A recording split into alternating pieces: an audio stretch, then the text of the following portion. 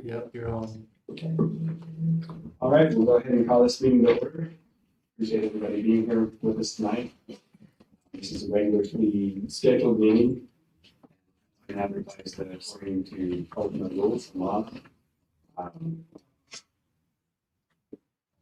To begin, call to order. We are missing two councilmen, Councilman Ballard and Councilman Allen. Everyone else is here.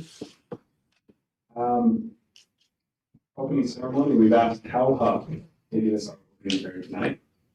And then we'll go ahead and recite the Pledge of Allegiance. You should stand with me.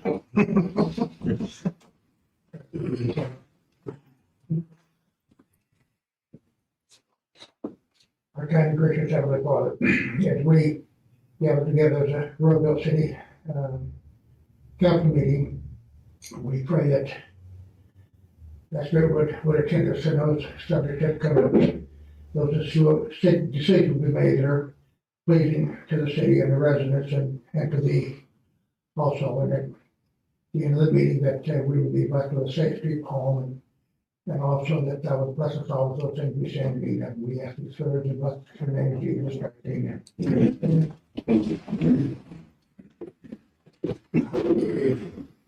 Pledge allegiance to the flag of the United States of America and to the republic for which it stands, one nation under God, indivisible, with liberty and justice for all.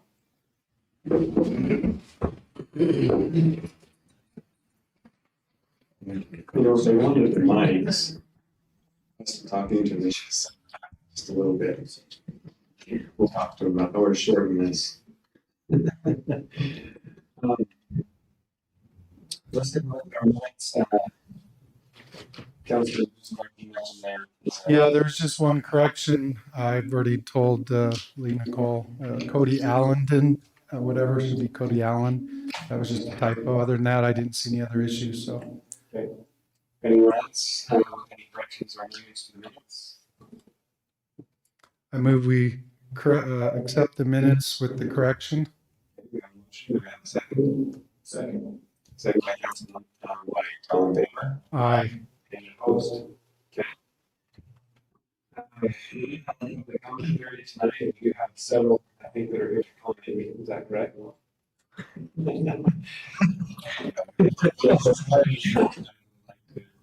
can take up to 3 minutes and address the council. Are there any here tonight who would like to take that opportunity?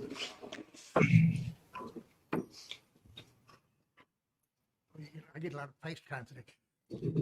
I know State Street, that's a work in progress, but 8th South going westbound, there's some trees that, to me, they're kind of a bit close. You got to pull out to the intersection a little bit farther than what you should, I think, to see with any traffic coming, especially from the south.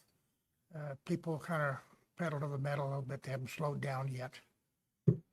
But coming the other way, it's not so bad. But anyway, I'm sure it's a full work in progress. Gotcha. And you're talking the trees at the intersection, so it's hard to see when you're. Yeah, you got to pull out a little bit too far. Okay. Thanks. Yeah. Thank you, Hal. One other thing on State Street. Remind me the one before that had somebody ask me again, and I know there's that timeline there, but what was that timeline for State Street from 8 South North? Yeah, before any kind of construction will go on, that will be next summer. Next summer, yeah. Okay. And they'll just be doing all the design and everything right now, and then, have the public, notice here real soon on the project. But if there's anything being done, we'll be doing next summer. Okay. Okay. And just so there are a few that are questioning why that hasn't been done, there's already been a grant and money associated or allocated for that project. And we had to wait a certain amount of years to be able to begin that, to get that grant and that money. So, Jeff. Yes. You're shaking your head, you must know what's going on there. Yeah, so it's joint highways money, which is like 93.6% grant or something like that. But, so right now it's under design, it's under the design process, which unfortunately takes a while too. But the construction money is not even available until October this year. That's what I remember. So. Right. that's what I want. So, that's- Perfect. Well, now I have a much better answer to when they ask again. I knew it was, that has been explained to me before too. Beautiful. Thanks. Mayor, Yes. also on the PO, it may come up with that UDOT bill on there. That's the planning stages of this project. So Okay. kind of goes hand in hand.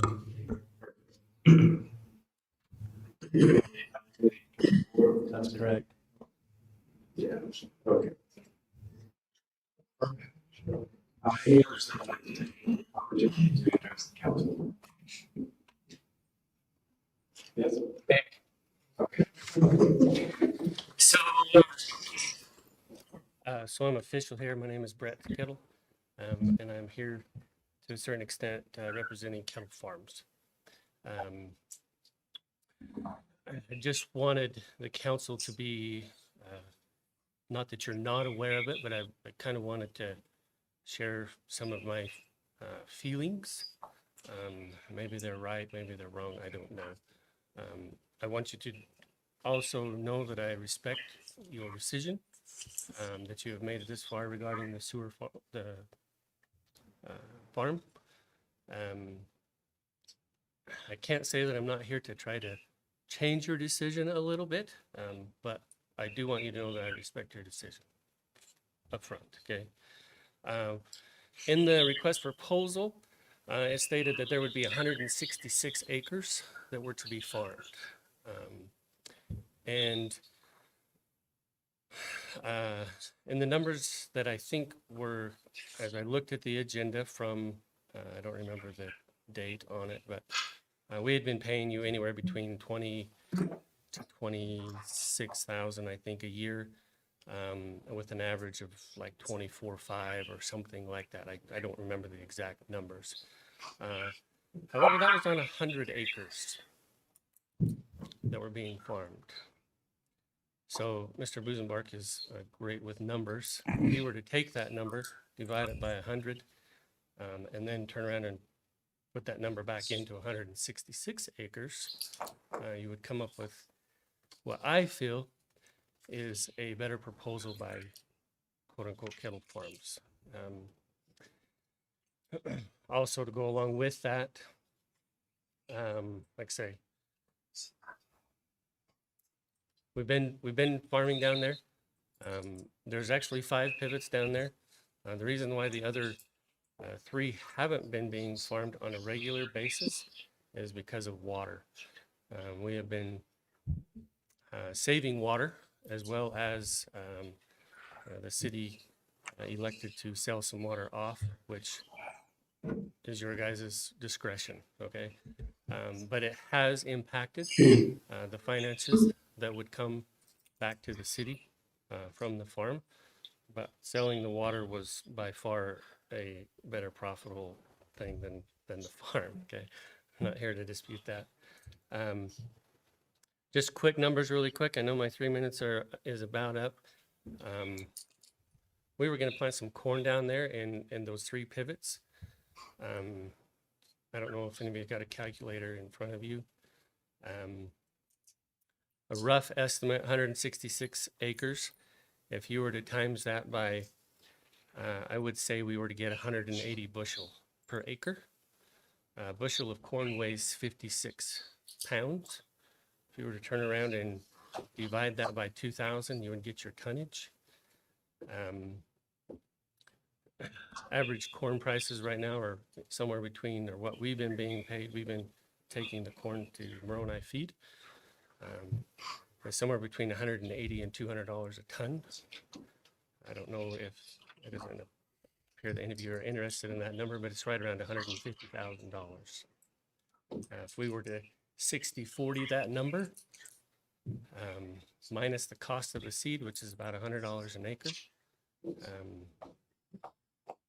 little bit of fertilizer in there, usually coming out of hay. You don't have to put a lot of fertilizer money back in because there's nitrogen already in the ground from the hay. But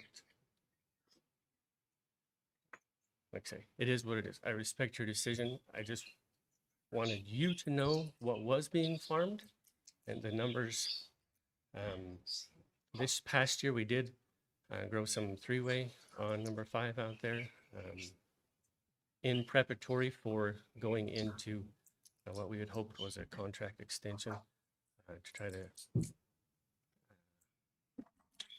freshen up the soil a little bit, I guess you could say. But thank you for your time. Brett, did you, when you bid it on 100 acres, not the 166? No, we fully fledged knew that there was 166. It's just that I feared that you, brethren, were shown a number, and it's nobody's fault. I don't want Ryan to be mad at me here in any way, shape, or form. But the numbers reflected 100 acres. They didn't reflect 166 acres. And where we did a 60-40 margin rather than a hard number, we did give an option of a hard number. The 60-40, we had been paying you 50-50. But like I say, it's just wanted you to know where that. So if you feel like we were cheating you on what we had been paying you, it's in no way, shape, or form a reflection of that, because we had only been farming 100 acres. Thank you. So, do we have any of that information? I don't want to cover it right now, but I think it would be okay to cover it later on in the meeting, just so everybody is aware of that decision. And then there was one other decision that we made, which was the water payment that we had to make to Duchesne County Water District. And we had to have a quick meeting to do that. Our meeting fell on the day that we were all going to the Utah League of Cities and Towns, so we held the meeting at 8 o'clock in the morning to make those two decisions. And so I think it's fair that we bring those two up just in a normal setting like this at 5:30, where everybody's awake and here, just so they don't think that we're doing anything that can be viewed as dishonest. So, do you want to look and see what that total payment was to Duchesne County, so we can bring that up a little later? And then I have no problem looking at that contract and just letting the public know why we decided what we did. So, Are you asking about the payment that was for the secondary water? yeah. Is the dollar amount? It was it's the Sandwich water that we paid to Duchesne. Yeah, just looking for the number on that. Yeah, I think that's, Okay. I have it right here, but it's probably, I have it on. 96. It was the April 20th meeting, right? 396. 396 is what it was. Finance director / reporter / anyway, so 396,000 is what we agreed to pay Duchesne County. That's 3,000 acre feet of water in Southwest Reservoir that we're contracted for. That's one of the decisions. And then if we can get some of that information, it's good to look at those three proposals. If we have time, we'll take time to do that tonight. If we don't, we won't, but I think it'd be fair. Great. First item that we have tonight, roads and infrastructure engineers selection. Ryan, do you want to present?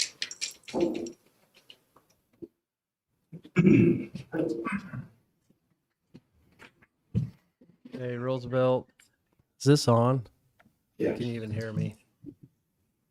Okay, Roosevelt City sent out an RFQ for an engineer to do some work for us, probably for the next 3 years. 3 to 5 years. 3 to 5 years. Part of the description was to look for services for engineering, design, construction, oversight, infrastructure of all roads, sidewalks, the water lines, secondary sewer lines, curb and gutter. The engineers that applied was Horrocks Engineers, SIPCO, Jones and DeMille, and CRS. And with all those that put in, we got a selection committee together.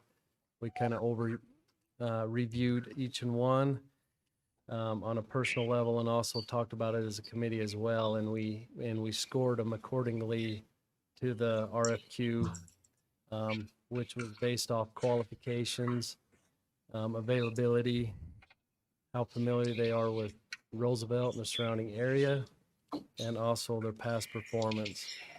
So the committee, after scoring, decided to go with Jones and DeMille, and that's who we decide to present to you as council just to get your approval on that. So Jones and DeMille.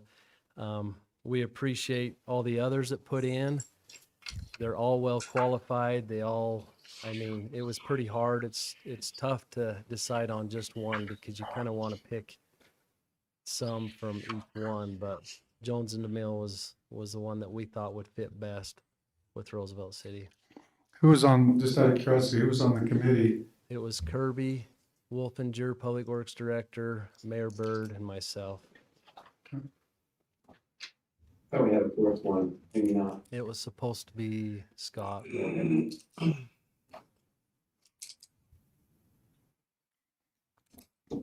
So Any you, questions for Ryan?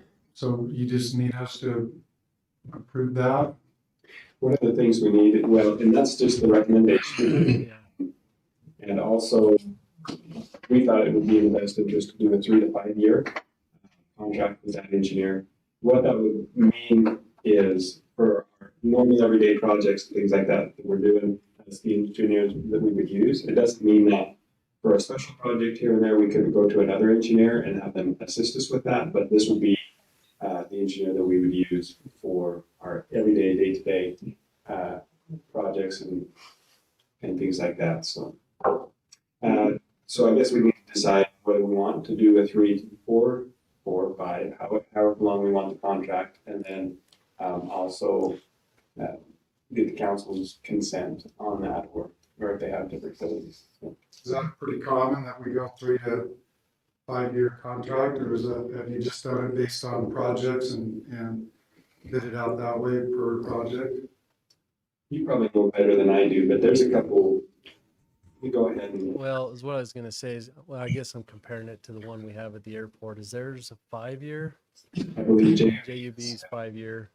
Part of the package here is what we're wanting is for the engineers to actually help us with funding too as well. So if we put it too short, it's gonna make it kind of hard for them to see the fruits of their labors, I guess is the best way to put it. They're gonna apply, it takes time, but we want to see these projects pushed through and finished and accomplished. So We also thought we didn't want too long of a contract. That way, if we don't feel like we're getting the yeah, service that we think we deserve, then we'll have the option to change. That should be an incentive and motivation for them to be busy and to go look for grants. We want somebody that can look at our master plan as well, look at our road, water, sewer, and all those things, and start to look for funds and grants for those projects upcoming, so that they're always doing that. And as those projects come to the hopper, we already have plans, we have CIP funding, grant funding from other sources, whatever it may be, and they're actively pursuing those types of funding. So we have the opportunity to evaluate or assess how the relationship's going, and if we feel like we're not, we can, I guess, terminate it. And that's probably the easiest. That's probably a great question. If you're sitting there talking about it, I'm thinking that I will put some type of termination provisions in there in case performance is not being satisfactory to the council. I'm not expecting that. We've had, I mean, Jones DeMille's done good work for us in the past, as well as I'm sure the others have. I'm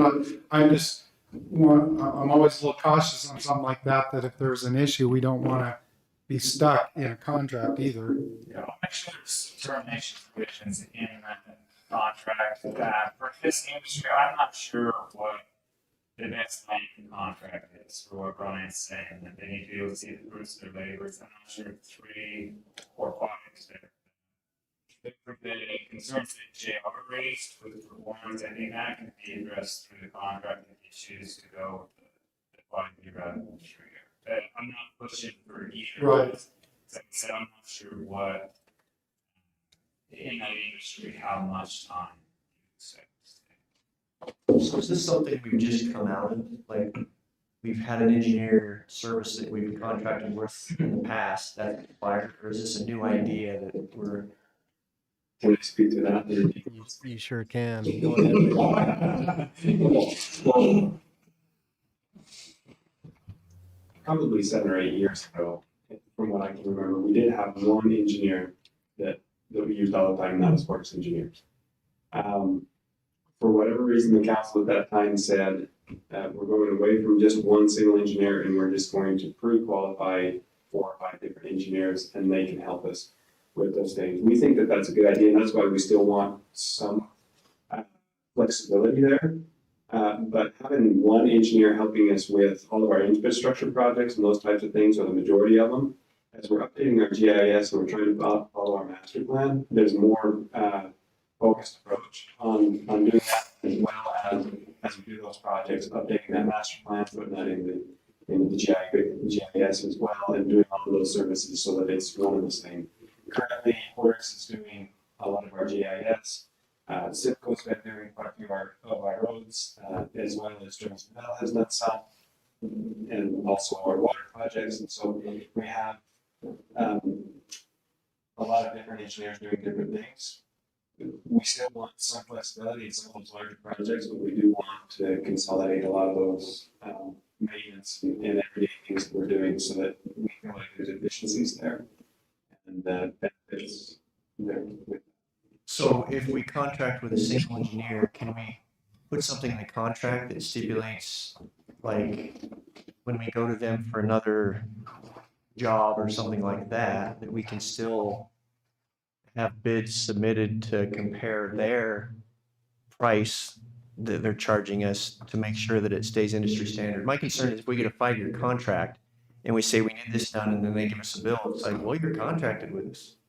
And we don't know what the other guys would have charged, and so we have no idea. That would be my only concern.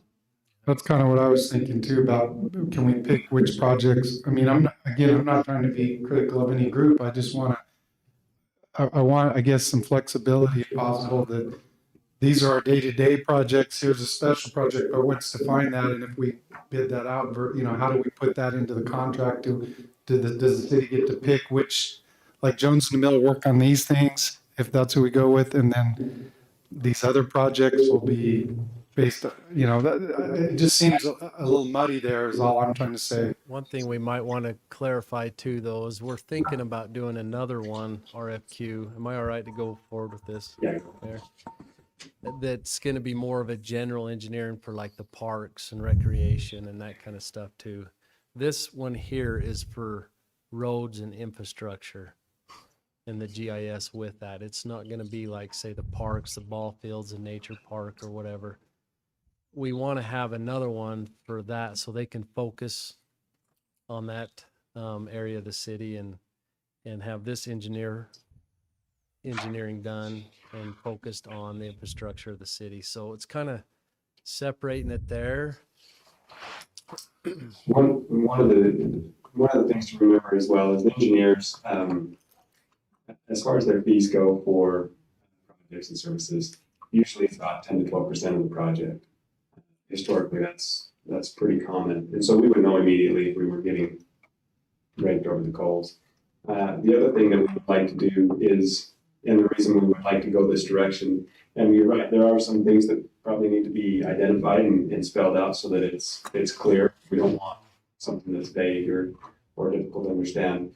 But when we do have these everyday questions and things like that on infrastructure, and for example, we have a water project, well, we don't necessarily, but CRV does, and they're needing us to make some decisions. Well, we don't feel comfortable making those decisions without having an engineer come in and give us an opinion. And so we want somebody that we could be able to retain or on retainer that we could contact and get to some of those questions. And of course, those kind of like we do with JV, and that's what we agreed on. So on an hourly basis, or paid on a certain amount for a certain amount of hours of work a month or something like that. And that's what we do with JV currently. And so that's what we were thinking of doing with this engineer. Just out of curiosity, how does Jones and the Mill feel about something like this? So, I mean, obviously, recognize the contract. Decisions like this are not on your own for an entity to choose. not solely sourcing itself as one person, right?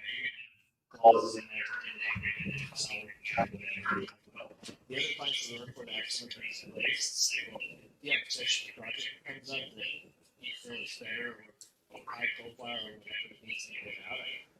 That's out there for sure. I think it's not, at least talking to Ryan and Mayor and everybody, it's not a, I don't see it's just sole proprietary or anything like that, And when we work on stuff like this, usually it's like, what a project is, so then we would give you a proposal, and say, here's what we propose to do that work for. It's not just like a blank check or a blank contract, saying, charge me as much as you want, and then there's little things you can say, well, here's our hourly rates, and little stuff like that. So, I mean, we wouldn't have any concern with the whole thing, we're all actually engineers, somebody. And are you a CRS? Yeah. CRS, and we have Citgo here as well. I mean, you, either of you can respond. No, that's absolutely right. We do the same thing for back to that question on pipe burst or where this valve is. We know where it's at. It's let them know. Okay, so here's on this page of the it's so that they know that they don't have to memorize it. It's they understand.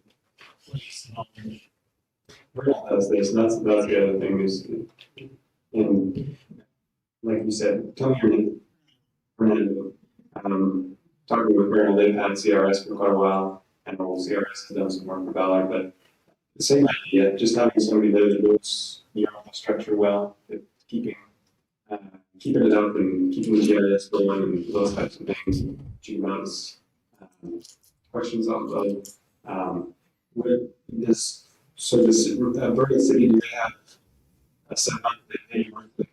no, they just say it's No, so there's somebody that you discussed, and so whatever you submit hourly, that's what they pay. So there's not a pre. we don't just pay X amount to month, we just ask us to review some building signs they have. It's turn it out and. Okay. We don't have any. Exclusive rights to any of the projects, so. I see this, I do this more. One of the things that,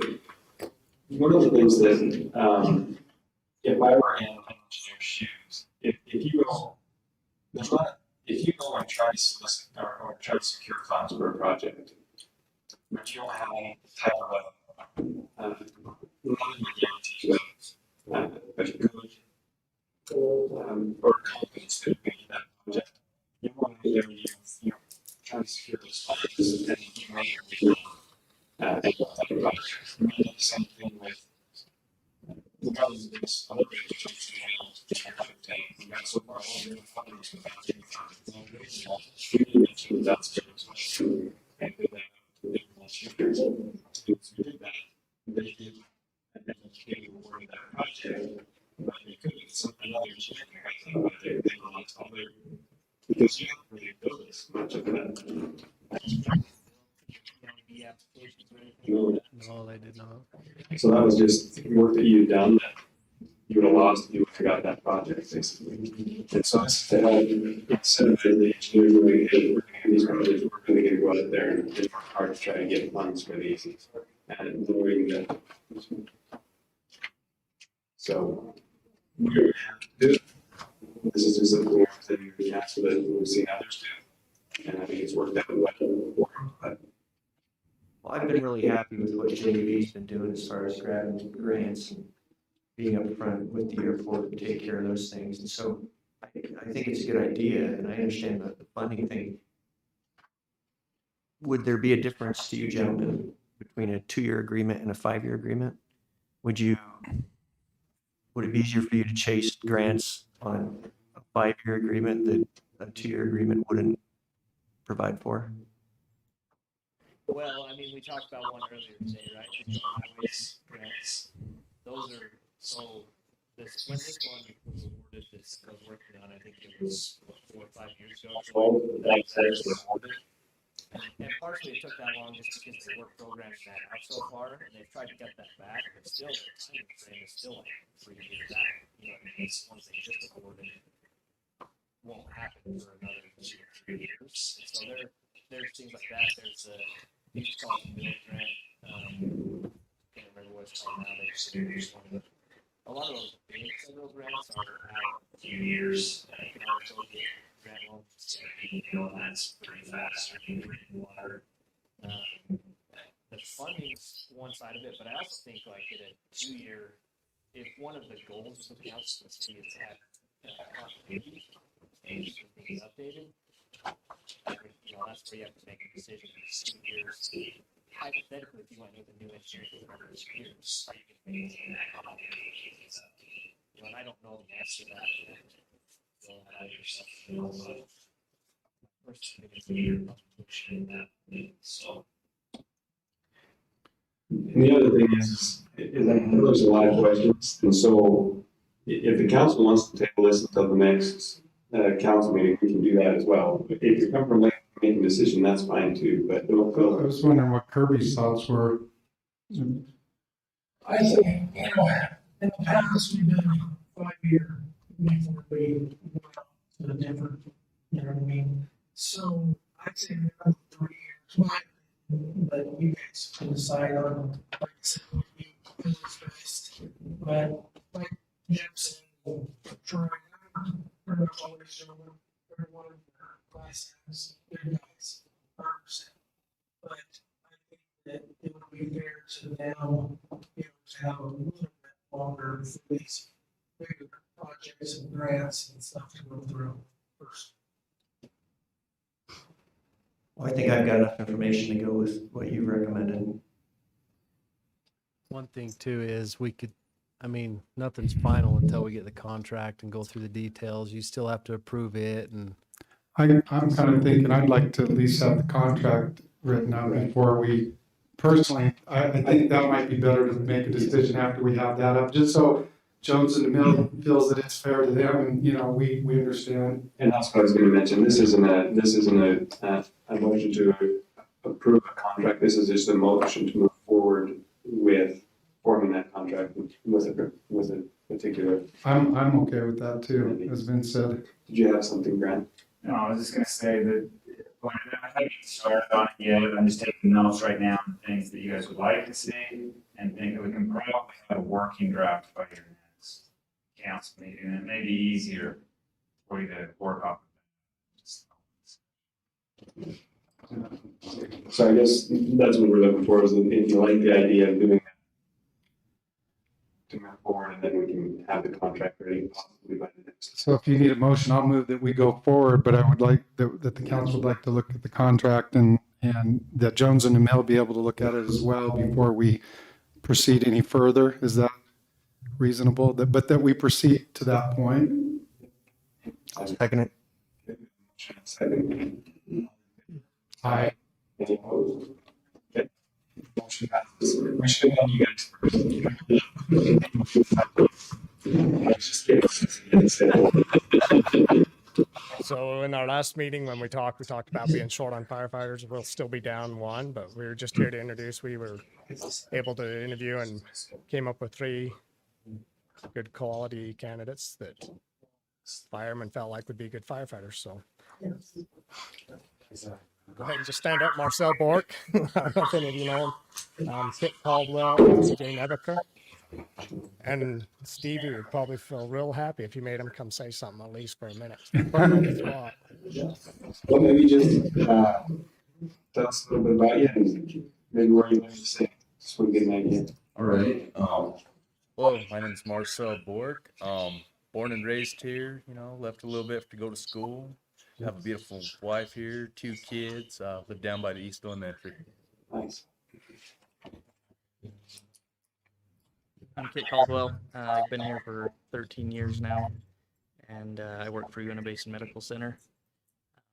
Live up by the golf course.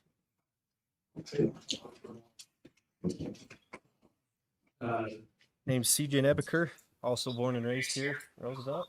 I have 2 boys. I'm happily married. We live in Stonegate subdivision.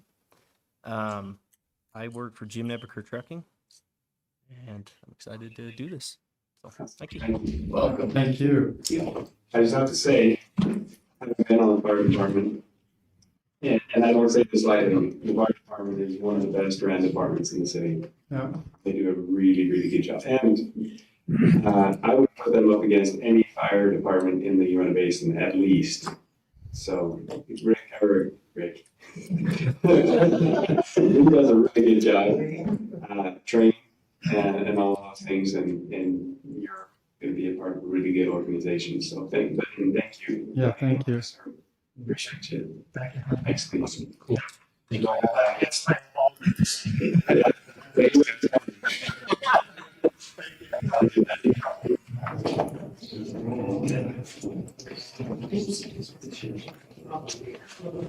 So, I just mentioned Charles this year. Charles, next week is our next council meeting. I realized we had a thing, but I'm just going to give you a comment. Charles is going to be presented to the council next council meeting, the Untitled Parks and Rec Committee. He's agreed to do that, so I would officially appoint him tonight, but I can't vote on it. But he will be with us. Actually, we have a meeting tomorrow. Are you going to be able to attend that? So that's part of the reason I'm here, because I don't know where I'm going. What time is our meeting tomorrow, right? Parks and Rec. 7 o'clock here. Okay. No, so it's very room. Even though it's not quite official. Okay. But do you want to introduce yourself? Sure.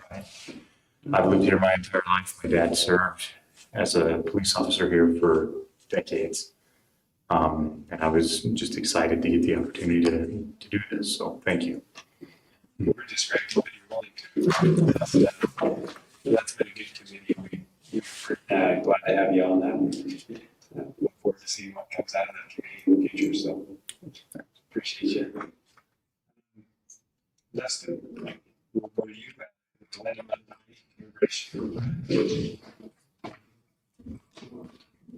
All right, well, thank you again for the opportunity to be here tonight.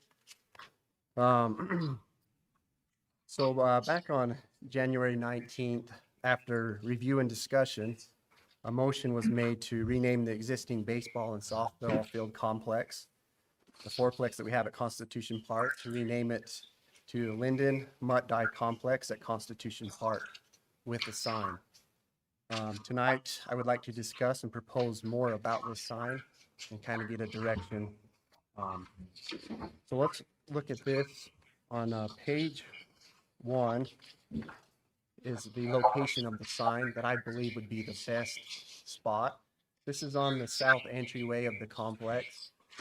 Most people use this entryway to get into the ball fields. They use the parking lot to the south to park there, and then they'll go into this entryway. And I think this would be a good location to install a sign. Let's go with page 2, please. As I was doing some research, I felt it was necessary to make a criteria. There's lots of options out there with signs. And so after researching different types and options of signs, I felt it necessary to create a criteria in finding the perfect sign. The criteria I believe we should use would to first find a sign that properly shows recognition and appreciation for Mutt and his 36 years of service. Second, bring in a sign that brings high prestige, neatness, confidence, and class to Roosevelt City. Tonight, I would like to discuss and propose some sign options to install at the Linden Mutt Dye Complex at Constitution Park.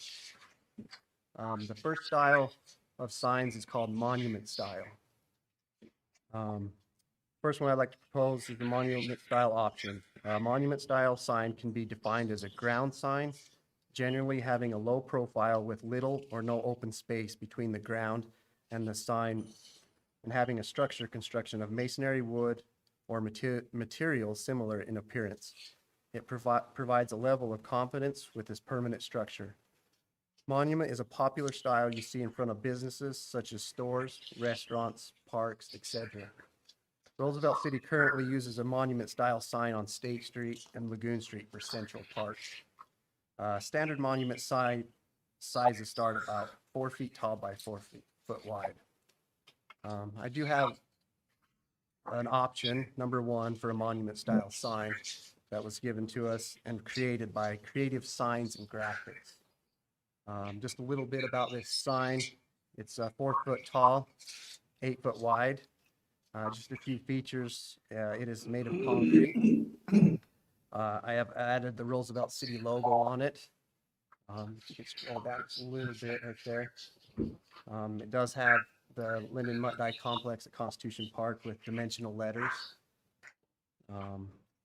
It's printed metal letters with a metal plaque with a message that reads, "In recognition and appreciation for his commitment to the parks and recreation of Roosevelt City, he worked and cared for the parks of this city tirelessly for 36 years.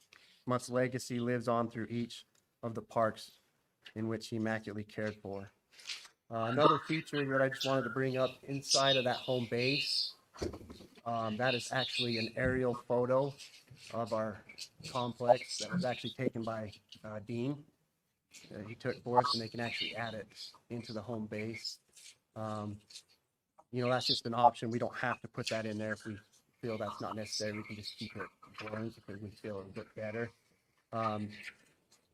The person I've been working with, the representative, she did voice a little bit of concern that printed image will sun fade about 10 to 15 years. So kind of keep that in mind. I do think it looks cool, but something to keep in mind. We don't have to have that option in there. Next page, please. Here's a cost estimate for this option number one. This does come with an installation fee, so this price does include that. You're looking at right here, $8,482 to install that. Again, it is concrete and it has some lettering in there as well. Any questions about the first option? If not, we'll just continue on. Monument style option number two. This is also a freestanding monument sign with LED light illumination. So this option, we can light up the sign if we would like. It's one-sided. It's 6 foot 6 inches tall, 8 feet wide. Again, it has the Roosevelt City logo. It has a little recognition and appreciation message on it as well. This sign is made a little bit different. It's made from extruded aluminum that resists corrosion. It's powder coated for superior chip and impact and fade resistant. It's digitally printed message, and it takes a wind load of 120 miles an hour, which around here we definitely got to keep the. That might be enough. It might not, but anyways, this one's. If we would like to go this direction, it does have light. We will have to have a 20 amp circuit with 120 volts to have this option number two. Do you have electricity close now? No, we do not. That would be something we would have to figure out. So in addition to the cost. Yes, that would be, and then the cost for this is just for the sign and no installation cost. And this cost, we'd have to add on an electrician to come and run some conduit and tie us into electricity somewhere. Any other questions on that one? The next type of sign is a pole sign. Pole signs are a type of business sign where the cabinet is mounted or welded on a staged pole or poles. A freestanding sign with visible support structures. This option three, of course, is a pole sign. It's non-lit with dimensional letters on it. Again, this is from the same company. It's option number one. It's 8 feet tall, 4 foot wide, has the Roosevelt City logo on it. And it is, again, that same aerial photo up in the home base. It has the Linden Mutt Dye Complex again, and it has that same appreciation and message as the option number one. So you're recommending the 8 foot, not the 10 foot? Yeah, I felt that the 120 inch, the 10 foot was a little bit too tall. I don't want it to, in my opinion, I don't think we. That's fine, I was just checking. Yeah, and so that was actually the draft number two. was in the red at 96 inches by 49.5, so 50 inches wide. Again, this one's a good one. And the next page has the cost estimate for this monument sign option 3. It'd be $8,187, and that does include the installation fee. They come out from Spanish Fork, and they say it takes about anywhere from 4 to 6 hours to install. And 2.5 hours to drive out there as well. Out here, sorry. Any questions on that one? And then a next type of sign is an outdoor sign display. It's a freestanding outdoor display sign. And this one, actually, the company's called Partners in Recognition, and the Aquatic Center actually uses this company to create their donor wall or their donation plaque. I don't know if you've ever been walked in the swimming pool, but they have the plaque of donations, and this is the same company that created this. And so I was able to get with Ed in the swimming pool and get with the representatives there. But I don't have a draft of this. They wanted half down, so they wouldn't do a personal draft here. But this kind of gives you the idea of what it would look like. It would have the Roosevelt City logo on it. We would add that aerial photo in the background. You can kind of see the building. We would have that aerial footage or that aerial picture in the back, and the same recognition and appreciation messages as the other signs. Yeah. Hopefully that kind of gives you a good idea of what it would look like. And there's a lot of different options on this sign as well. We don't have to go with this style of sign. They have a lot of different designs that we could go with. Again, and then there's the cost estimate for this outdoor display sign. You're looking at $9,925. And that's for 54 by 20 and a quarter by a half-inch composite board panel with permanent print face. And it mounts on 6 by 6 by 58 above ground steel post with black Imron finish. Did they install or is that one? No, that's not installed. They just send it to you and say good luck, figure it out. Can engineer it. Yeah, exactly. We have some here now. If there's no other questions, the last one is a laser cut metal signs. These are custom designed laser metal signs for home decor, business fronts, and cities, which may include single layer sign with one finish or layering multiple metal parts on top of each other for a unique look. So the laser metal, here's a few options on there. You can see Alpine City, American Fork City. Their basic sign starts at 3 foot tall by 5 foot wide. Again, we would make the Roosevelt City logo on there with the same recognition and appreciation message as the other signs. We wouldn't be able to add that aerial photo on this type of sign. It's laser cut. For the cost estimate for a 3 by 5 sign, a single-sided price starts at $4,445 with 2 steel post columns, rust plate and columns, solid stainless steel backing plate. So just a few options I wanted to present to you to kind of get your feelings and discuss and see if there's a sign that we can decide to move forward or perhaps maybe even look for others. I'm back over to you for discussion. Thanks, Dustin. Appreciate that presentation. One of the questions maybe I would ask the council right off the bat, and Ron, you as well, is what kind of a budget do we have for something like this? And where would the council like to be as far as the budget goes? Because that might point us into a direction of what's time we can afford. Is this something that we would be putting in the budget for the coming Yeah, we would have to. budgetary year? I think that we probably can work into the budget, whatever you decide you would like to do. Okay. But I just need to know what we're doing. Okay, so with that, then, does anyone have any preferences on those? I would ask Dustin, since he's put all the work in, which one were you kind of? All of them, of course, were really good. I did like the pole sign, option number 3. Right there. That one I really like. I think the longevity of that one, like they gave a lifetime warranty on that. They said that'll last you a lifetime. I kind of like how it's lifted up off the ground. You know, a monument style, you're more on ground. Kids might perhaps jump on it, or it might get in the way of the sprinklers.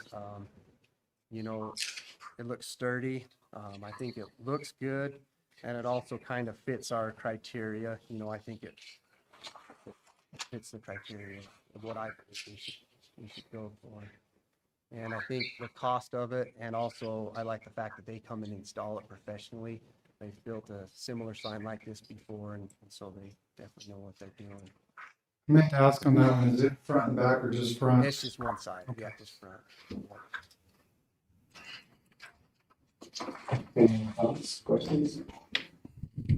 My thought is, we have those signs going around the walking track, and I really like those, and I like the laser cut metal signs, and I looked at that price, $4,000 for laser cut steel and 2 steel posts, and thought that that's something that we could bid out easily locally and probably do for half that price.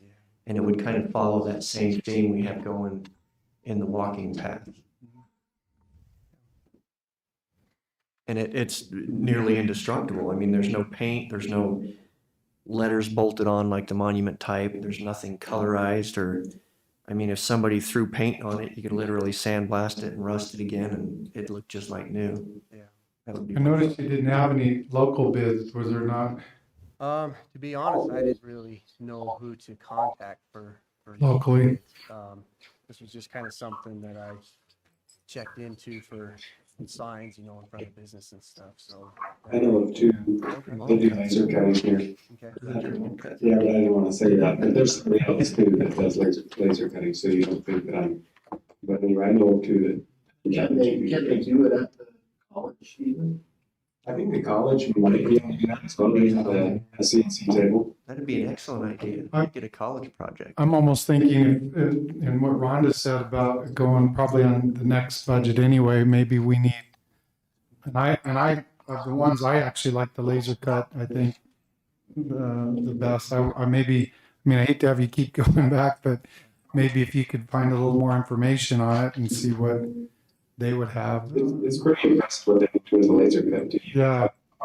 Into it, you can have one of the things that I would do if we did a laser cut is probably do it at a triangle type so that you see it. You can do 2 plates, one that you see on this direction, one you see on that direction. Does that make sense? Two-sided. Yeah. Two-sided. Yeah. And if you did a laser cut, you might be cheap enough, you could do one at both, at each entrance. Yeah, this company was a little bit more pricey. You know, I was kind of shocked that 3x5 was around 4,000. So. But if the college, I mean, I might look into that and just see if they can do what you think is appropriate.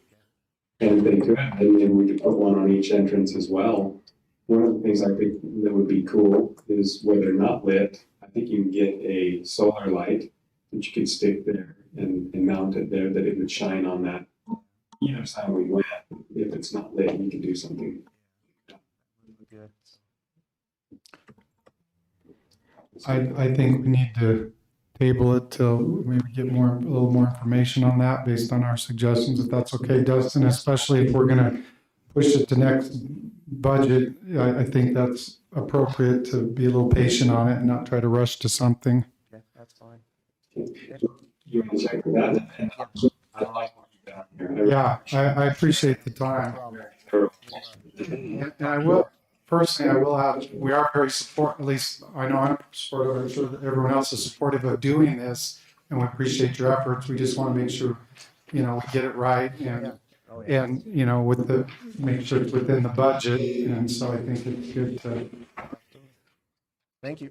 Thank you. So we don't have a roll on that. We didn't have a motion to table that issue. Do we have a second? I'll second it. Okay. All in favor? Aye. We'll put that on a future agenda item before our next budget meeting, or our final budget. And I was wondering, Dustin, could you maybe have some for us for like the June meeting? I think, because the next one in May, or in 2 weeks, I think it's pretty full. So maybe if we push it to June. Okay. The next item is the consideration of extension for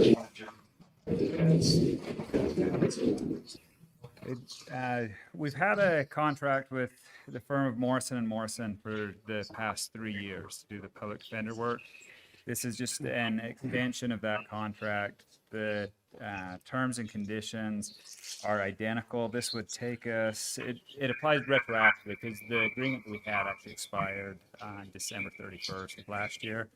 So it's backdated to January 1st of 2021 and would go through June 30th of 2024. And there are provisions in there for automatic renewal that weren't in the original version. And so your suggestions? Matt Morrison is the attorney who's made the vast majority of the appearances on this. I think they've done a good job for us. I haven't gone back and reviewed what we were spending prior to the original version of this agreement.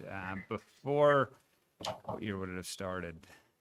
18, 19, and 20. So 2017 and earlier, any attorney could just go into the court, put their name on a list, and they were appointed on a rotating basis and were being charged hourly. The hourly rate in the Uinta Basin has gone up. Most entities have doubled it since 2017. And so I think that this is probably by far the most economical way to cover this. And it's a statutory responsibility that we have to pay for. So my recommendation is to continue on with Morrison's, and there are termination provisions there. If we run into problems, we can give notice and go a different direction. Any other questions? I'll second. Motion on the second by Councilman Roosevelt. All in favor? Aye. Any opposed? Motion passes. And I would like, for the record, Cody Allen did join us probably about 15 minutes ago. 20 minutes ago. So thanks for being here. And I also would like to say I hate reading legalese. Yes, and thank you for dumbing that down. Yes, thanks. I was hoping you would summarize it. We also have the sewer farm contract approval. I thought we approved this in the last meeting, but I don't think there was a final version at the last meeting. It's been through some revisions. The most important thing is I wanted to attach a map, which Lee has created and attached now as Exhibit A, just identifying the 166 acres. that was similar to what we talked about tonight with the engineers, and that is that we were going to move forward with them contingent on a contract being approved. Yeah, that was the motion. Yeah. David Baird. Okay. Do you need me to hit highlights on this one, or are you all familiar with that? Maybe for the public, hit some hit the highlights if you wouldn't mind. Okay, it's set to be effective today, Ryan, but I think that Lambs had gone down and started work. At least they had asked if they could. I had told Ryan that would be at their own risk, and they were worried about seasonal stuff, and they're already into the growing season. But the contract would take effect today. It's a approximately 5-year agreement, so it'd go through December 31st of 2025. In this type of agreement, I thought it was in the best interest for both sides to have the gap or the negotiation period out of season. And so We made it so that the agreement would end on the calendar year rather than our fiscal year. And we've made an effort to change all of the contracts that used to end on a calendar year to be on the fiscal year. This is an exception to that, but that's the reason, is we wanted to be making changes during the off season when we need to. Another thing that's changing on this one is it would be going to a lump sum payment, which would be one in May, one in November, rather than profit sharing on the crops. The farmer would be responsible for maintaining the sprinklers. I'm not sure that was the case in the old one. What were you going to say, JR? I was just going to mention that all three proposals that we got from each one did give us a lump sum cost estimate. And so that was one of those things that we compared as well. I just want to make sure that that was stated. It said that the farmer will be responsible for maintaining sprinklers. City will be responsible for maintaining the pump. There are termination provisions in here. Either side can terminate by notifying the other, but it has to be 60 days before the end of the year. And so to exercise the termination provisions, it's still thinking about the seasonal nature of this contract and making sure that it would end during the off season and hopefully be leaving enough time to bring in a new farmer to farm the next season. There's flexibility built into it so that if the city decides that they want to sell water from those ponds, that can be done. In order to do that, though, the farmer has to be reimbursed for whatever their losses are. We're working on an agreement with Finley, who is the company that we would expect to be buying water. Because they're not a party to this contract, Roosevelt would kind of be in the middle of that and facilitating it, but the payments to the farmer would be coming through Finley. They would be compensating the farmer so that they could take the water instead. And there are automatic renewal provisions in this one as well. I put those in because we also have the termination provisions, just so that if things are going well at the end of the 5 years, nobody does anything, it continues on until one side or the other gives notice. Any questions? Well, we opened it up this time, right? So if everything's good, it would just automatically renew. We wouldn't open it up for a bid again in 5 years? You could open it up. We would just have to take action on that. The reason I like putting these automatic renewals in is just so that something doesn't slip through the cracks, which is kind of what happened on the Indigent Defense Agreement in January, that we didn't catch it. And I think Rhonda or Brock caught it here just in the last couple weeks. So this avoids that type of situation, but as long as we're paying attention and realize that we're coming to the end of a contract, we can just give notice and say that we're advertising it again. There's nothing that would prevent that. Okay. And just to educate me, we had farmers who came and bid to be able to have that. And this is the contract awarding that offer that we chose. Correct. Okay. And I think I've hit all of the highlights from this one, but can answer questions if anybody has any. Any others? Did we need to, you mentioned opening up kind of what we talked about at that last meeting? Were you able to find those bids that came in? I think it'd be fair at least to see. Do you want to see the actual bid dates submitted, or? We compiled for it. These are. Yeah. Okay. So the three were Glenn Line, Drew Exler, and Kelp Farms. Glenn Line proposed $26,500 annually. And that's what Greg was mentioning. Half to be paid in November and the other half in April. Drew Exler came in at $30,174.51. The difference between Drew's and Glenn's. Glenn was going to take care of all the maintenance and everything on the pivots. Where that was specified in the Edgelers. Kelp Farms came in $100 per acre. If you look at Drew's, his was about $181 per acre. Glenn's was probably $160 per acre. And then Phil Farms came in at the lump sum proposal at $100 per acre. Or the second proposal of 60-40 split without knowing what crop they were going to plant or whether it be corn or alfalfa.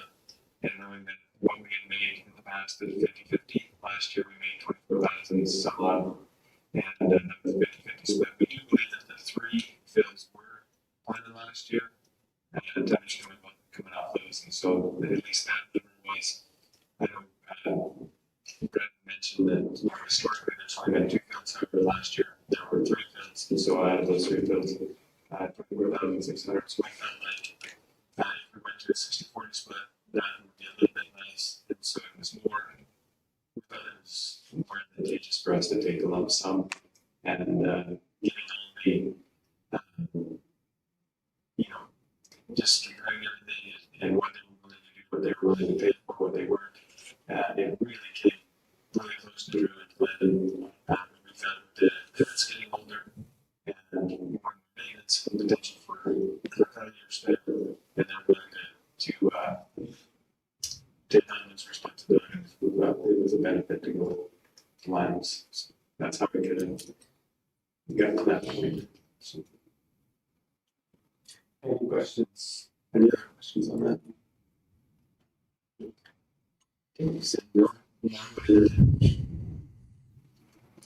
Make a motion to approve the contract.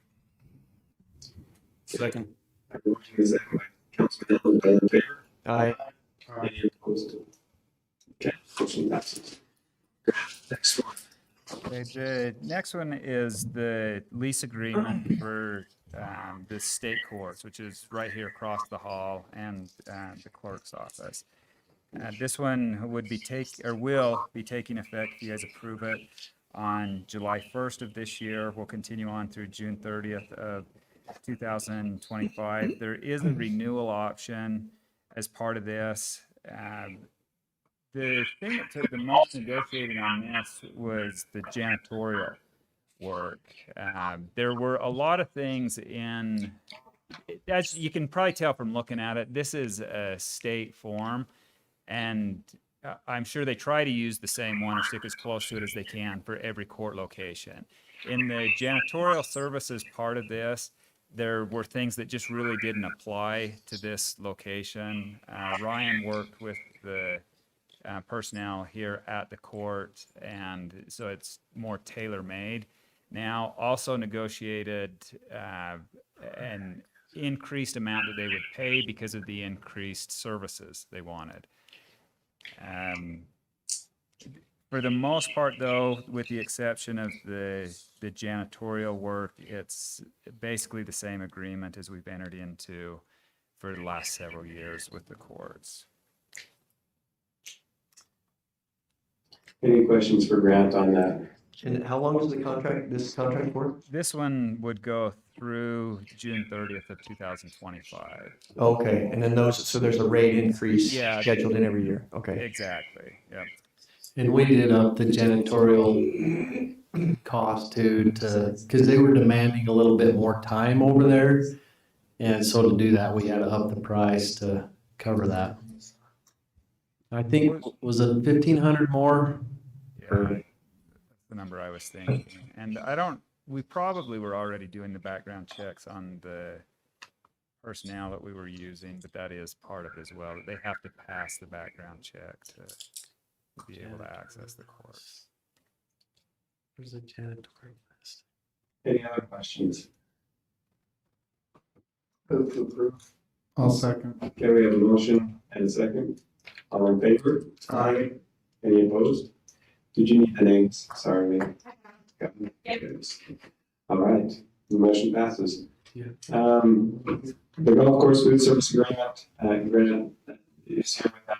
We already approved that. I'll just make mention, we changed in the interim. We had, that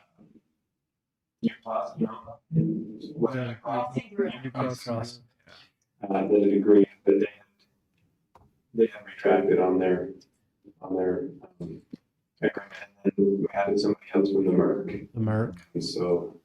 Do we know why? Yeah. So basically, it's the same contract. We had agreed to go ahead and have somebody in there. And we'd approved. Right, so that's basically what this is doing. Just out of curiosity, why did U Crossing back out? They didn't give us details, but they felt that it just wasn't right at the time, so. And just backed out, so. And wasn't one of the problems or the concerns was the liquor license or whatever, or is the Merck? The Merck's fine with that, and so is you, Crossing. That wasn't an issue, so it was in the past, but this time it wasn't. I feel comfortable with America. I know personally they have really good food too, so. I think the difficult thing is just, it's been comfort visits to, I think, make it comfortable there, and so. Hopefully they can do that. And how long is this contract? For? Just 3 years. Or was it one, maybe? We scroll down just a little bit. I think it was one, but let's look. Hopefully if they do well, then we get a longer contract, so we don't have to do this each year. Just till October. Yeah, so not even a year. Not even a year. Okay. I think we wanted that too, just to see how it pan out and see how well they did, and if we want to, and for them too as well. If they want to continue to do it, then we can do it. Any other questions? Everything else was the same, right? Just Nothing in this one changed except for the entity that we would be contracting with. I move we approve then. Okay. Motion to approve by Councilman Lewis Mark, Second. by Councilman Allen, all in favor? Aye. Okay, motion passes. Ryan, we're gonna give Grant a break. I thought he was doing pretty good. I may need his help here. Right, a couple of contracts that he's been working on for a while, like Seattle and Ballard Water. I'll just put a plug in for you. He's done a really good job working things out, and I'm sure it's been time consuming for him, but he's done a good job negotiating these for us, so. Okay. So XCL, before when they came in, we were wanting to do a kind of a longer term contract, but with the secondary water getting in the pipeline quick and everything, we decided that, so the connection that they requested last time they were in here, we're going to put it in the fall, and we'll have a separate contract for that. So this is kind of one that we created that Grant did for us that's just for this year, because they need water next week, maybe.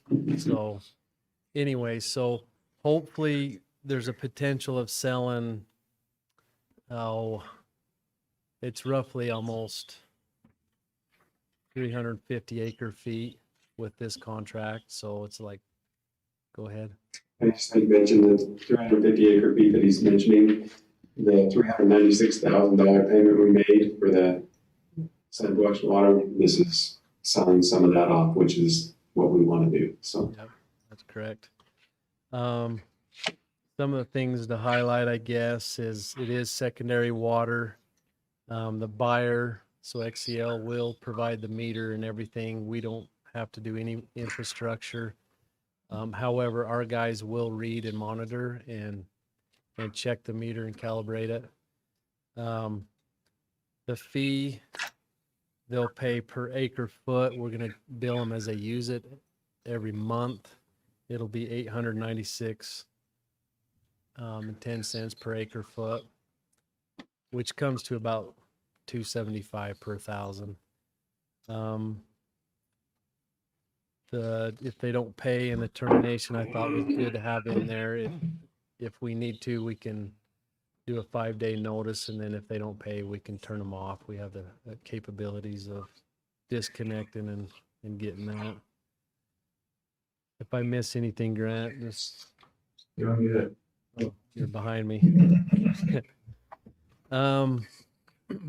Yeah, the term will be December 31st of this year. So, am I having that correct? It's 800 and what per acre foot? 896, And they're taking 350. potentially 350. If they take 350 acre feet, that's $313,000. Just to give you an idea. Yeah, and for the next contract for next year, they're really interested in 1,200 acre feet, but I'm not quite sure if we're comfortable with 1,200 yet on what we want to give up, but we'll see how this year goes. And the reason why Ryan mentions that is because the 3,000 acre, well, historically 1,500 acre feet of that 3,000 is what we use in the city for our secondary system. So that leaves a $1,500 or 1,500 acre foot. So if we sell and commit to 1,200, that's okay. That leaves us 300 acre foot excess. But that's where he needs to make sure that we're comfortable selling that much and only having that 300 acre feet in excess. Ultimately, we want all of that in the secondary. Do we have a set amount of water, even if Sand Wash doesn't get all the way full? So Clyde Watkins called me a couple months ago because I was concerned about this, and he did say that we had the first right to that water in that reservoir, so not to worry. But to me, only selling 350 of this year, and if it pays for our bill, I think it makes me feel a little more comfortable. But that's me personally, just in case we do get in a pickle. So it's probably As a farmer, you don't have it. well, I'm a farm boy too, and I actually feel better just selling this amount instead of 1,200 this year. No, Honestly, but I think it's good, but I was just wondering how, if we had, no matter what happens with the lake, if we had a set amount of water. I'm pretty sure Rhonda will feel better when we can pay that bill off. So. But I think we talked about it last time, that there was a priority exclusion or something that, when we discussed the original contract, when they were gonna put the diversion below, there was something that protected our 1,200 acre feet. Or That's for culinary, I think, more than anything, but go ahead. Brent. On this water and sand wash, I don't know beyond what Brian said. Like, say, we can works right in water. If you need me to research it.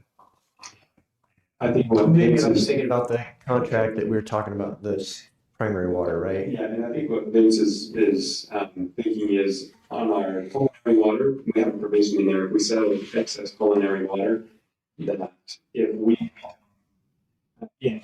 for our residents, then there's a contingency in there that we're not obligated to pass that on. And I think that's what you're. And then, so could we do that? It's already, yeah. Oh, okay. Right here in this paragraph. Oh, okay. And it's the state constitution requires us to make sure that we take care of the residents first. So all of our contracts selling water have this provision in there. Okay. It's the same, I think verbatim, I have to look at it side by side, that the way that it works would be the same in the languages, yeah. So if next year, if we did the 1,200, we'd still have that option to say, yeah, we contracted with 12, we can't give it to you because then we'd still be safe with that exclude. Okay, that was my question.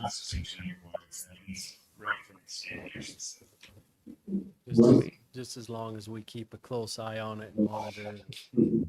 That's what I was gonna ask too. I know in the past, on some of these contracts, we've told them, you pay, but you use it or lose it, basically. But I know we talked about different terms on that. What did we end up with as far as the terms on this one? This one was just as they use.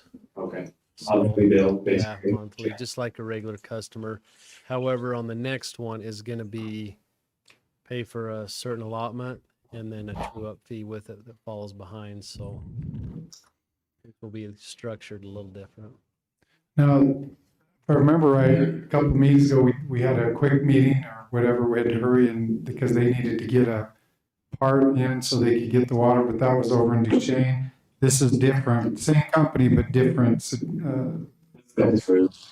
Same company. The time is what got us on that. Right, I remember you They mentioned. connection on the main pipeline, so they can just turn on a valve, get 1,200 gallons a minute no question. The problem is we needed to charge this line in 4 weeks. Right. And XCL, and I'm not picking sides here, but I'm trying to figure out the right way to say this. Anyway, from the oil side, you're thinking, okay, they get things done quick and easy, and it's just what they do. But for us in Duchesne County Water Conservancy District, we were a little concerned that it was quick to get that engineered, get a vault in with the valves and the meter. Right. So we were just pushed for time. So we're still working on that. They'll be putting it in the fall when we drain the line. And this contract was just to get us by this year because they need water in the next couple weeks. So this will actually run through the ditch for a ways, and then it'll actually come into a place where it's metered and then be piped, and where it comes into the meter is where we will keep track. So all the line loss between where it comes out of the pipe and back to the meter, my like's gonna account for that. And then we're just gonna charge what actually passes through the meter to the customers. But in the future, are they putting, It'll be solid pipe. Just that's like what, the and regular they're doing that part, XCL is, just Yep. like we, Yeah, they committed to pay for the vault up to 500,000. that's right. Okay, I was just trying to remember, because I know we talked about it before, I was just trying to. I'm sure that'll come back before the council, when it gets to that thing again, you'll have to. Yeah. Any other questions for Ryan on this board grant? No, I'll make a motion to approve the contract. I'll second. Well, second by Councilman Roosevelt, all in favor? Aye. Any opposed? Okay, motion passes. Last agenda item, last appointment item, Ballard City Water contract. We're trying. I'm not on screen. I don't think. Go ahead, Rise. Okay, so this is the Ballard Water and Sewer Improvement District. They reached out to us probably a year ago and asked for a connection. One of the big reasons they're wanting a connection is they only have one source of water right now through the tribe, and the state's kind of nailing down on them to get at least another source. And that's with every water system. They've got to have more than one source. So they came to us. We had a good location.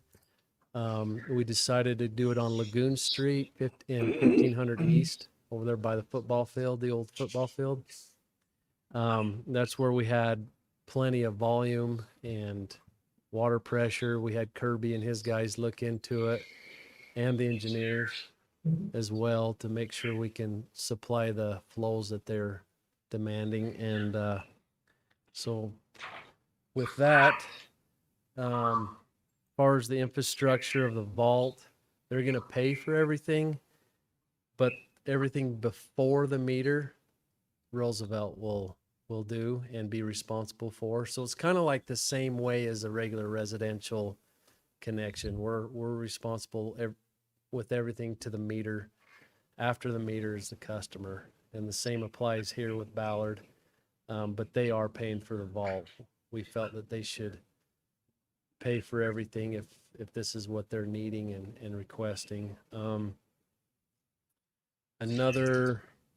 rate, the base rate, we're only doing $200 a month with the price of $250 per 1,000 to the customers.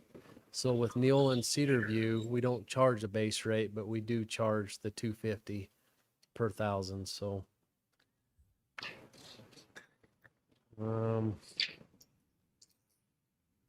if our rates do increase over time, we can also do that with them as well. Are they committing to a minimum amount be used? No. Just if they don't use it, they still pay $200. Yeah. $200. Yep. And if they need it turned on, they have got to get with us and get permission for us to turn it on and off. That way we have control of any power, about said power surges, but pressure surges. I'm not an electrician, I promise. So they don't have a number of how many people they're hoping to serve? They just need this as a backup? It's mainly a backup for them, just in case they have a water line go down or any kind of emergency. It will fill up their tank they just put in. The pressures will push that, so. And they'll pay monthly, but then they'll also pay for the water. Yes, And- correct. But only if they use it, right? If they don't. One thought that I had, Ryan, and I've been in the know on this quite a bit. Ryan's updated this several times. One of the things I forgot to ask is, what is their overall, I never mentioned what their overall usage is for Ballard? Ballard City, like a daily usage. I don't know. That just crossed my mind. I'm just curious. It's an 8-inch connection, correct? Yeah. I'm just wondering if it should handle Oh, yeah. their whole city, I would guess. Yeah, he did the studying on that, and that's what determined what size we'd. The only reason I thought that is if they did have, we need to supply them with all their water for a certain amount of time. I'm confident we probably could, but you know better. If we open that up and allowed them everything they needed, will our system handle that? Yeah. Yeah, and that's why we had the engineers do the study on it and make sure they have, Kirby, do they have a little over 500 connections roughly? I believe they do, yeah. Yeah, and we have 2,800. Mhm. So, and they have around 500 and. This has the same language that Vince had asked about in the last agreement too, where if we can't service them or opening up, leaving it open, reduce the level of service for the Roosevelt City citizens, then we can turn it down or off. So what do we do? What do the citizens pay? What do we pay right now as citizens of Roosevelt per 1,000? 1,000. It starts out as $1, and it inflates up depending on how much they So use. that rate is above what the citizens are paying? Yeah. Okay. Yeah, and this, like Grant said, the Roosevelt citizens are priority here. That was one of the reasons Ryan had mentioned that we would be responsible for the infrastructure up to the meter.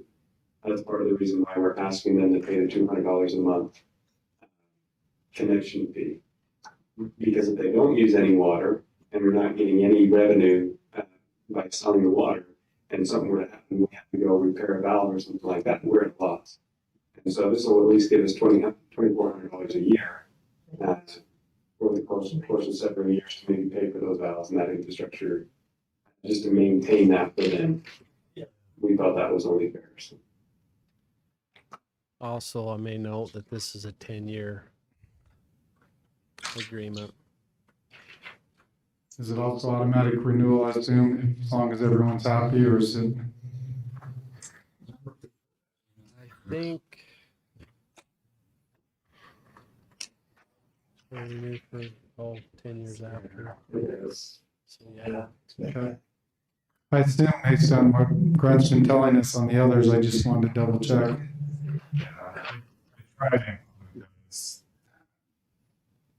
Yeah, that's any questions on that. I said that Roosevelt City citizens come first. Pre-existing contracts also have priority over this if there's a shortage.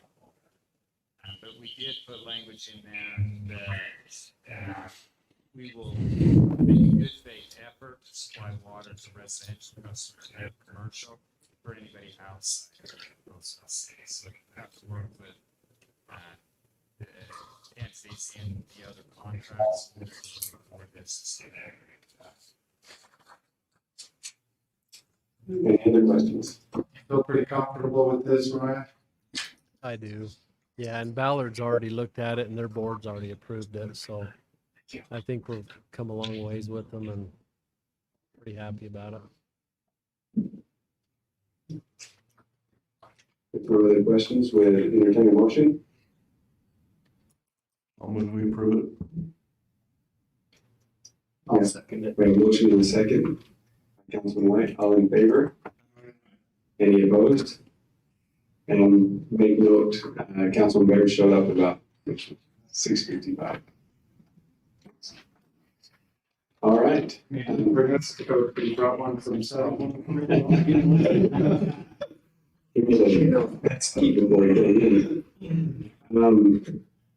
that's everything we have tonight. Let's go ahead and move on to our purchase orders, quarterly financial, well, just purchase orders tonight.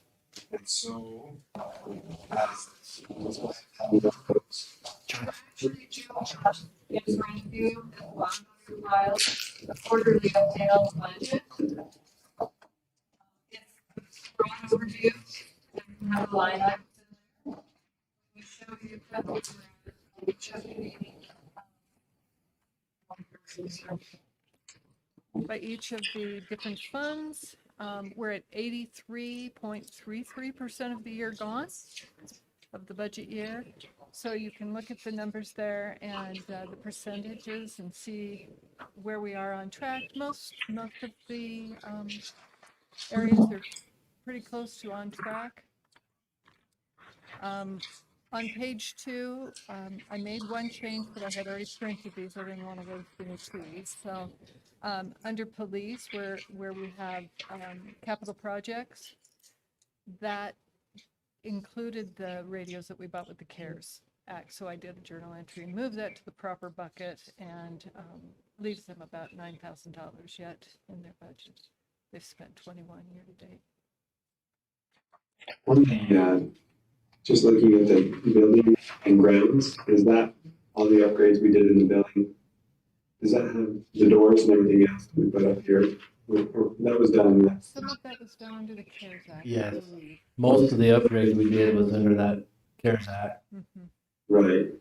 And it's still showing it, but that. It would it's show, still budgeted if under you that. go at the top, you'll see the CARES Act up there. Oh, And it okay. shows you the revenue and the spend. We've got about $6,000 left there, which has been earmarked for the finishing up on the Police station. painting, correct? Okay. So if we're not Bob Brisenbark, mathematician, are we doing good or need to tighten the belt? Actually, we're doing really good Okay. on the budget. I did have a question on the bottom of the first page, though. 72,559% minus it sounds very good.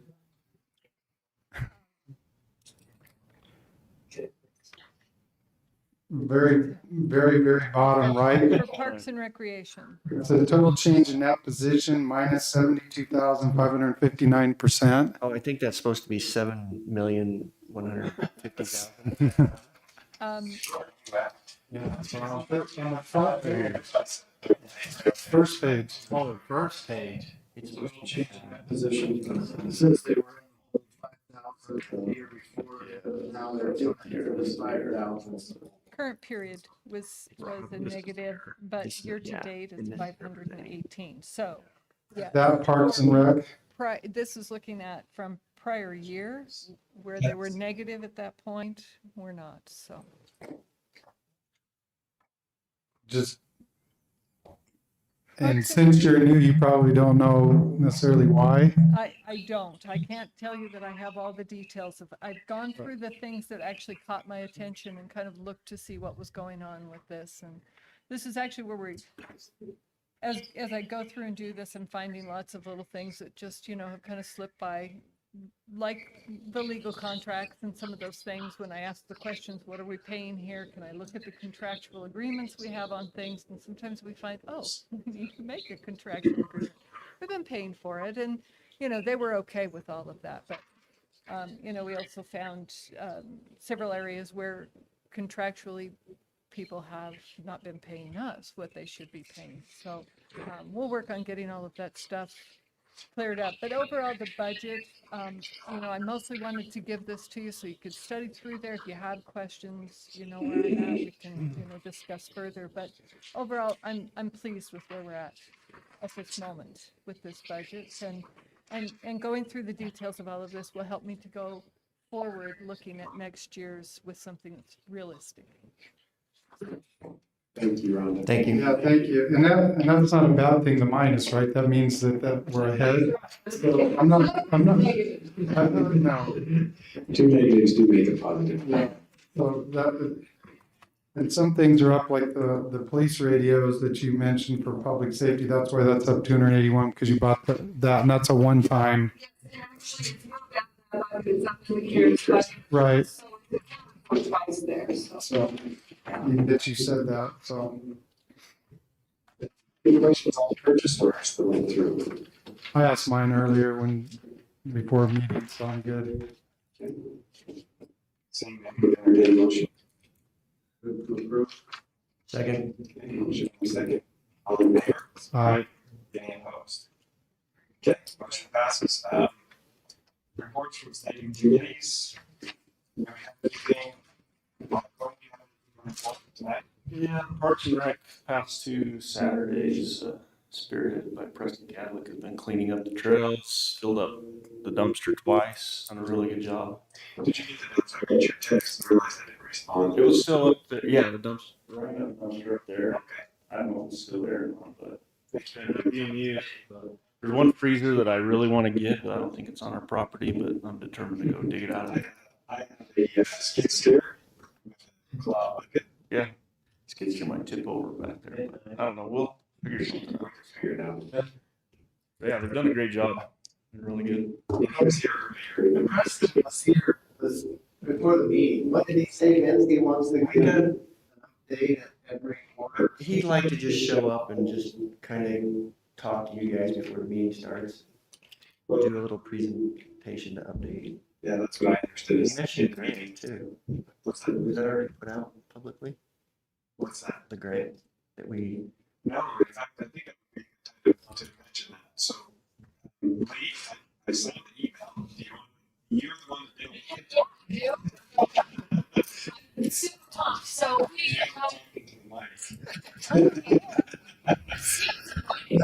And right before she talks, I think the learned lesson here is I think in the future, for any grants our employees get, I think they should get a percentage of whatever they pull in, like a profit sharing. Like Now you tell me.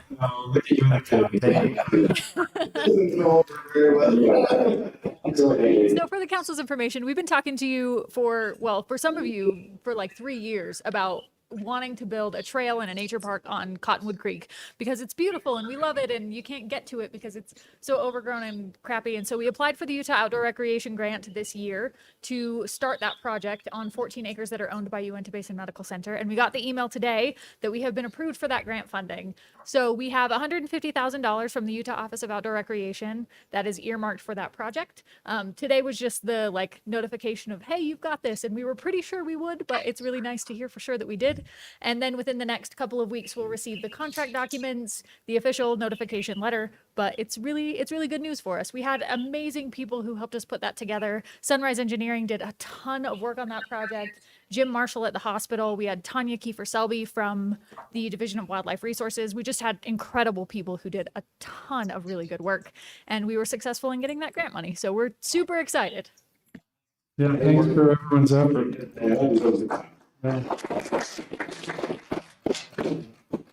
More information. So we've also nominated the project to UDOT for potentially, it's around $620,000 additional dollars toward that project that will require a separate application process probably, but no one really knows because it's just money that came from the legislature this year that they're determining the process for.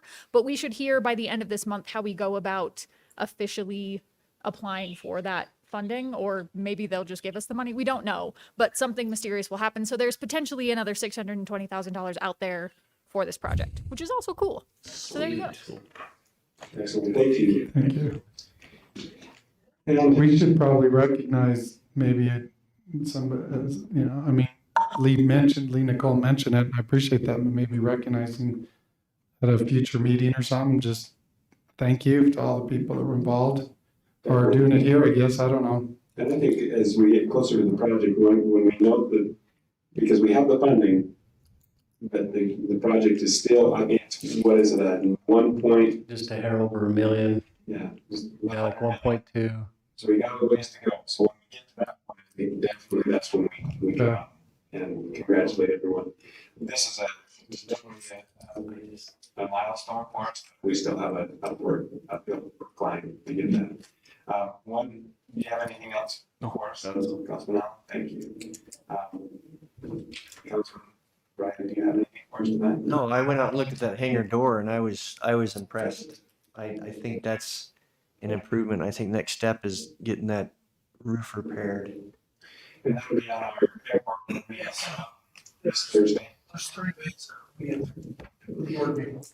One thing that Vince brought up, and I didn't mention it to Clyde, because I just haven't seen it online, but he had mentioned that base of that door, maybe putting some rods or something up with a flag or something that people can see, so when you can snow, they can see that that's there in front of the door. They don't. Like a 4-inch post 3 feet away from the end of the building on each side of the door. So in the wintertime when it's covered with snow and somebody comes in with a plow or something. What do they call those? And he will be, so you guys know, we will be painting in front of that for no parking. Okay. Perfect. Yeah, so it'll be in, slates, people don't, you know what I mean, forget one from somebody else. With the car, that'd be one thing, but in plane, I can see it. Just put it right up. And I'm working out of town Thursday, but one of the things I sent the mayor was there's a company that actually, if the metal roof is structurally sound, can spray a rubber sealant that gives you another 20 years on a rooftop. A white rubber sealant. So that, I think we ought to look into that. That might be a very economic, it might be more expensive, but it might be a very economical fix. The concern I have with that is the lights. Do you think about those? Oh, yeah. It's kind of lights, yes. So, but it's worth a shot. One thing is that so with kids, obviously, tell us when your go date is. My last day at UNF Basin at Intermountain Life Flight's July 4th. So we need to start the process of getting an appointment made for council driving. And obviously, I'm the election, but we need to start advertising that as well. And Lee, what do you think? What would you feel comfortable with? Is do we make that first? Decision in that first part of June, the second meeting in June. Yeah, because somebody needs to. Yeah, so the first meeting in June, so probably now would be a good time to advertise that and go through that process of appointment until the election takes place. Will that be on the Roosevelt City website then? Yeah, we'll probably put it on the radio as released in the paper, whatever we can get the word out there. So, just so you're aware, there is a new law was passed by the legislature this year, and as of today, public notices in the newspaper no longer count. Like, they're no longer legal. They won't count to our fulfillment of the law of posting a public notice. Instead, we have to physically post a notice in a separate location for every 2,000 people in our population. So we have to physically post 4 notices at 4 separate locations in town, one of which could be our building, but then I'll have to find others to post. Right, exactly. The library has one, so we have plenty of options of places we can put them. It's not a problem, but our public notice requirements have changed. They are considering changing that again in special session for the legislature, but in the meantime, just know that we're in kind of a weird place with public notices and everyone's just kind of figuring it out. So, Right, we still can, absolutely, yeah. and Facebook or social media is not counted as one of those. You have to have 4 physical. Yeah, I try to put most of that stuff is relevant onto social media anyway, just because people should know, but it doesn't fulfill all our legal requirements. Thank you. The range, that's another one, we'll be meeting on trying to get, we need to get a grant application submitted for that. And that has been interesting to say the least. Yeah, we'll pour some into a meeting and then Lee and I will take care of the rest, I think, with the representative DWR or whoever it was. I can't remember, but Anthony, I think it was. One of the people that was working on that mentioned that the grant there is quite large, could be a very large large grant that could potentially pay for the whole project. And so we need to make sure that we follow through with that. And I can't remember, do you remember what the deadline was? Was it June or was it May? I don't know. It's coming up. It started in April, it was like, yeah. I just want to mention, I got a text saying that your mic is not working, but it seems to be working here. It's Yeah, it seems loud to me. yeah, I was just watching on YouTube, not kidding. Can you hear right now? I'm talking a little closer to the mic. It's like the same issues that. Really? We've been talking to him the whole time. We'll look into it. Back to He's been typing away everything we're saying, so. we have a transcript. We need those, what are subtitles underneath? They're just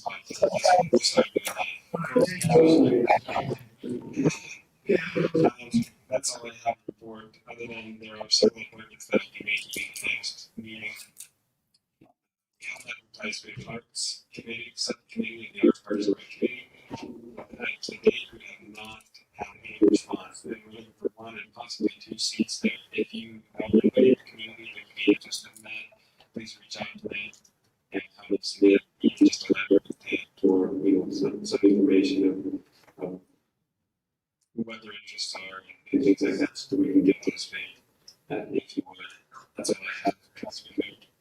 Nothing. We have to get a ULCT conference. This is on the boards. Yes.